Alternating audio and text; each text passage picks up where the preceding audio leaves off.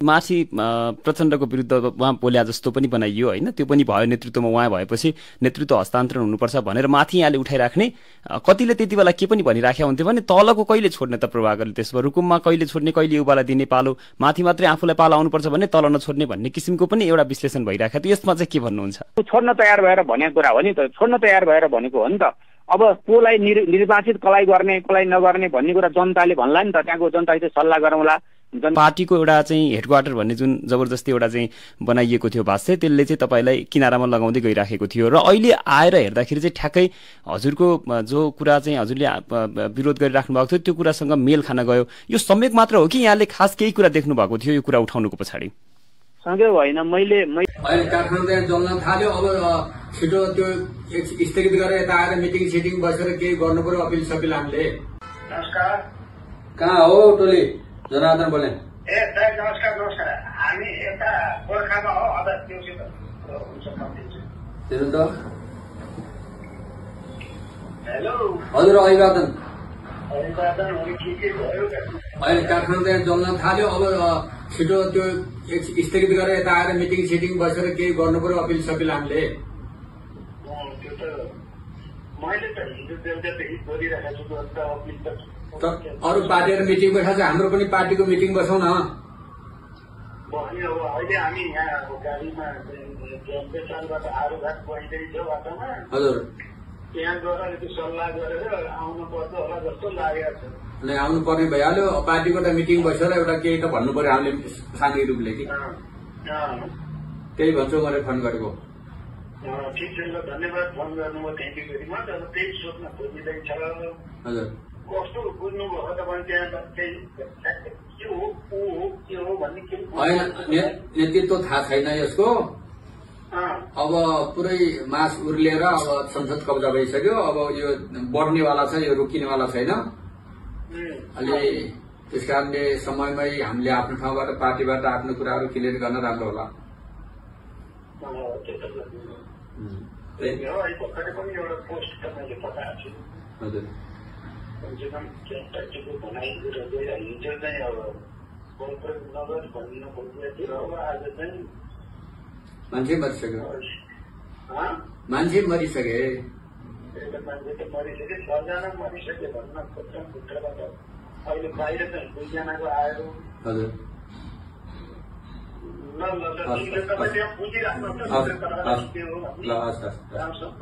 म त माथि पार्टीमा गरेको सङ्घर्ष पार्टीलाई सुधार गर्नको लागि हो होइन, छोड्ने कुराको मतलब तेस्रो पुस्तालाई दिउने नेतृत्व भनिरहेको छु, मैले आफूलाई मागिरहेको छैन नि त।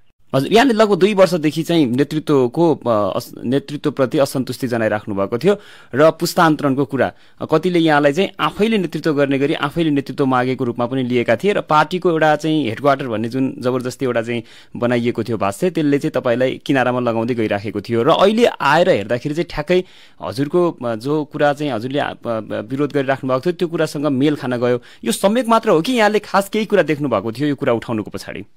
सँगै होइन, मैले पार्टीको अवस्था, पार्टी सञ्चालनको अवस्था, पार्टी भित्र भइरहेका अराजनैतिक गतिविधिहरू, सांस्कृतिक रूपले विचलनहरू, आर्थिक रूपका विचलनहरू, भ्रष्टाचारका बाहिर भ्रष्टाचार को कमान्डर भन्ने भित्रभित्र असुली धन्दाहरू चलिरहेको कुराहरू मैले देखिरहँदा त्यो कुरा जनतालाई बताउनुपर्छ, कार्यकर्तालाई बताउनुपर्छ भनेर मैले भनेको हुँ।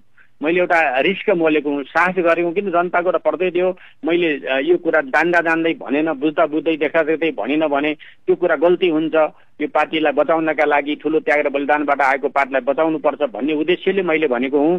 सत्य कुरा नै मैले बोलेको हुँ। मैले भनेको हुँ म लगायत सबैको छानबिन गरौँ, सम्पत्ति भनेको छु मैले, म लगायत सिङ्गो सबैको छानबिन गरौँ, सत्य तथ्य सार्वजनिक गरौँ, कसले के कति गरेको छ जनताले थाहा पाउनुपर्छ भनेर मैले राखेको विषय हो होइन।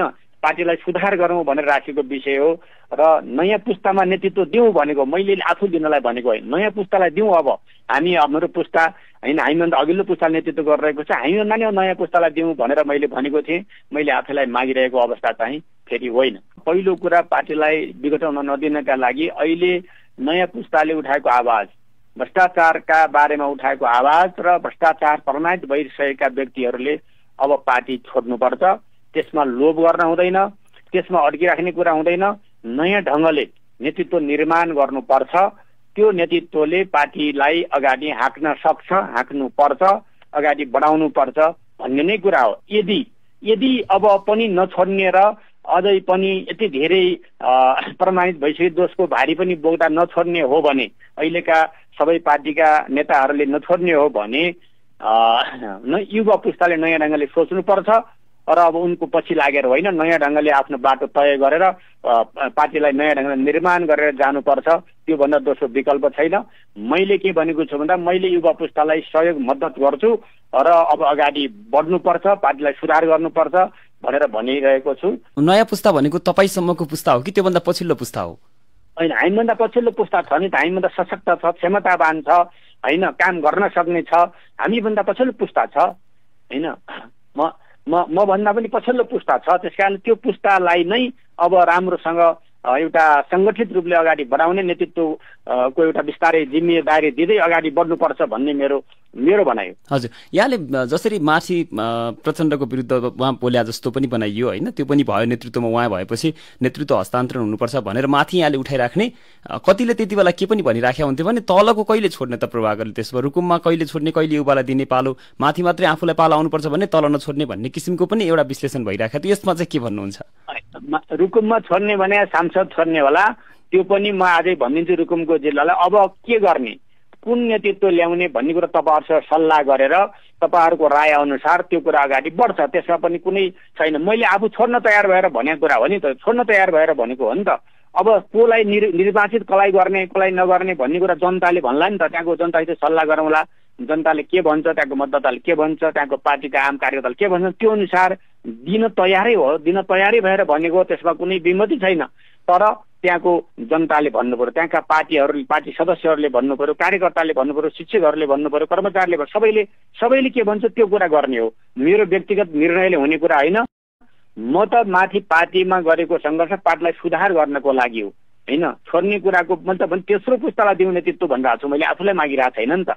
त्यसबाट पनि बुझ्न सक्नुहुन्छ। त्यस कारणले मैले 4 पटक होइन मलाई निर्वाचित गर्नुभयो। मैले अघि भने यो क्रममा म 4वटा मन्त्री भएँ, जम्मा 36 महिना मन्त्री भएँ। 36 महिनामा 3 महिनामा बिना विभागीय मन्त्री भएँ, बाँकी 33 महिनामा विभागीय मन्त्री भएँ। विभागीय मन्त्री हुँदा मैले गरेका काम तपाईँहरूले देख्नु भएको छ, होइन। मैले कमाएर कतै लुकाएको छु भने छानबिनको माग गरेको छु, होइन, त्यसबाट प्रश्न हुनेछ। त्यस कारणले म भन्न सक्छु कि म साहसका साथ, हिम्मतका साथ म भन्न सक्छु, म जनताको अगाडि परीक्षण हुन तयार छु नि। 2 वर्षदेखि उठाएको छु, अहिले उठाएको विषय होइन नि, यो त उठाएको छु। त्यस कारणले मैले जनताले के भन्छ त्यो कुरा भन्दा म बाहिर जाँदैन, होइन। त्यस कारणले मैले छोड्न नचाहेको भन्ने पनि होइन, दिन नचाहेको भन्ने पनि होइन। म त तयार